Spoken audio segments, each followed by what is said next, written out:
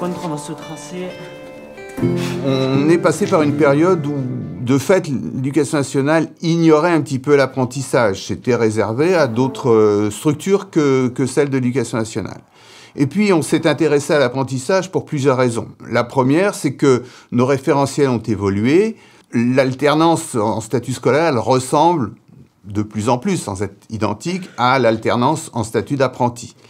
Donc, on a décidé de proposer, de mélanger des apprentis et des scolaires dans les établissements. Et c'est ça la mixité. Alors, la région nous a ouvert nos 4 classes de bac pro en mixité. Donc, nous pouvons accueillir les apprentis qui en font la demande dans nos 4 bacs pro, donc gros œuvre, finition, économie de la construction et énergétique. Un argument important, ça a quand même été les effectifs, puisque nos divisions ne sont pas pleines. On se donnait là l'opportunité d'accueillir des élèves. Un deuxième argument, ça a quand même été la dynamique que l'on a pu mener sur le territoire, avec la possibilité pour les entreprises d'avoir des apprentis au niveau baccalauréat, alors que cette offre de formation était assez absente du territoire. On va mettre un tout petit peu plus de pénombre dans la salle, sinon on ne verra pas nos rayons.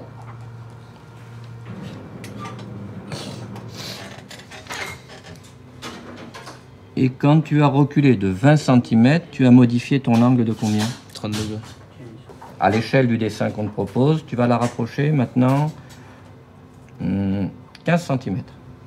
Et ce que je voudrais que tu vérifies, c'est est-ce qu'on va pouvoir trouver une relation entre la distance qui change et l'angle qui change. D'accord. Pas sûr qu'il y en ait une, hein. C'est la première fois qu'on fait un bac pro en apprentissage. C'est un garçon qui était volontaire, mais qui n'avait aucune formation. On n'avait toujours pas aucune formation de maçonnerie. Et le lycée Verchès les accompagne bien pour ça. C'est un bon complément de ce qu'on demande nous en entreprise. Ils sont conscients de ce que je leur demande, de ce que j'attends, avec une formation générale déjà qu'on n'a pas besoin de rattraper. Tu peux l'écrire, ça? Rien que Thalès et Pythagore, ils s'en servent une fois par mois. Je dis ça comme ça. Ensuite, tous les chefs d'équipe, à partir de chefs d'équipe, ils ont une feuille de journée à rendre. Feuille de commande, feuille de journée. C'est quand même mieux quand il n'y a pas 50 fautes sur 20 mots, quoi. C'est un minimum. Même pour eux, c'est valorisant. Quels sont les 3 éléments mathématiques qui nous aident dans le triangle rectangle? La trigonométrie. La trigonométrie. Théorème de Pythagore. Le théorème de Pythagore. Théorème de Thalès. Et Monsieur Thalès. Peut-être que l'un de ces 3 va s'inviter dans notre recherche. Le fait qu'on ait un statut ou un autre ne modifie en rien les objectifs de la formation. Il faut travailler en collectif, il faut le travailler en individuel. Que l'on soit apprenti ou élève, il faut s'adapter. Et nos apprentis se sont adaptés au rythme et aux techniques de travail. La mixité est vraiment un enrichissement pour les élèves, que ce soit pour les élèves qui sont en formation initiale, qui ont l'expérience de leurs camarades apprentis, dont l'expérience de l'entreprise. Et inversement, il y a des échanges avec les élèves en formation initiale. Hein.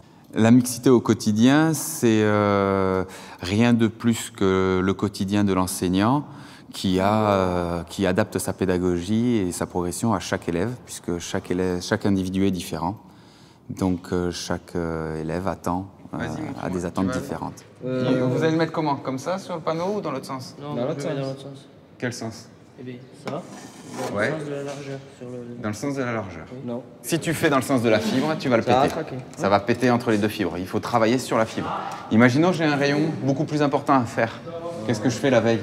Pour les apprentis, ce qui nous a paru important, c'est déjà de faire un point sur ce qui pouvait être fait par l'entreprise ou pas au regard du référentiel, pour voir avec l'entrepreneur ce qu'il était susceptible de proposer à l'entreprise, ce qu'il faisait régulièrement, occasionnellement ou jamais. Parce qu'une des différences avec nos élèves sous statut scolaire, qui font également des stages en entreprise, c'est qu'eux, ils ont la possibilité sur 4 stages de voir 4 entreprises différentes.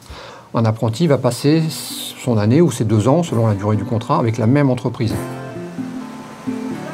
Daille-le, tapote-le. se nivelle tout seul, hein, le tapotant. Laisse la place du boisseau. Mets 5 ou 6 par rapport au cordeau. Là. Reviens. Là, c'est bon. Mais disons, dans l'acquisition des gestes, déjà, il apprend déjà en voyant ce qu'on fait. On a une façon de travailler et lui, il applique les mêmes façons, quoi. Après, en restant dans les trucs, en respectant les règles du bâtiment, quoi. Ce qui est difficile en entreprise, c'est d'arriver à l'heure, d'écouter son patron, de recevoir des ordres des fois. Le travail il est assez dur aussi. Pour l'instant, il y en a qui ne se sentent pas prêts. Même en étant prêt, ça a été dur quand même de commencer au début, d'avoir les horaires, tout ça. C'est fatigant. Même le métier, il est fatigant aussi.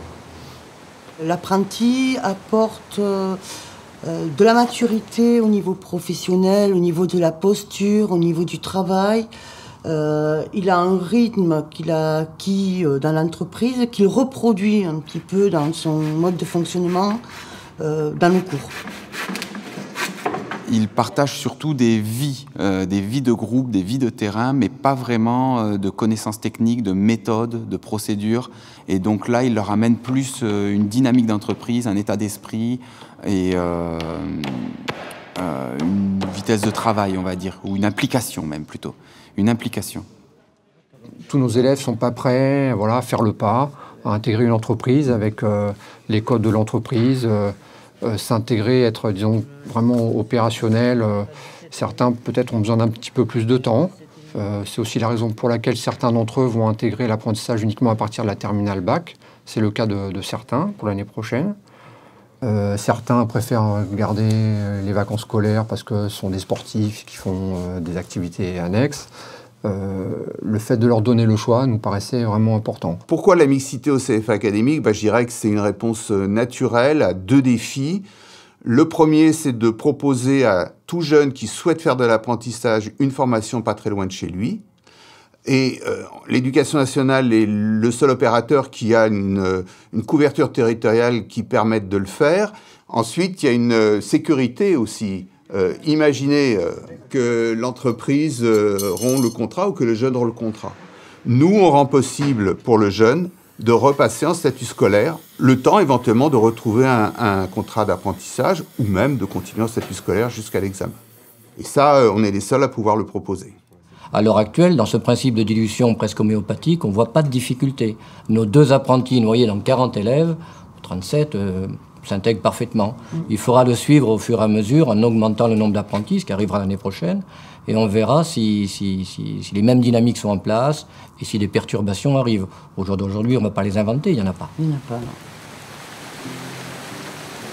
J'ai appris beaucoup de choses, beaucoup de techniques, les techniques principales déjà, comme le bétonnage, le ferraillage, l'enduit par exemple, l'assainissement, la charpente, beaucoup de choses.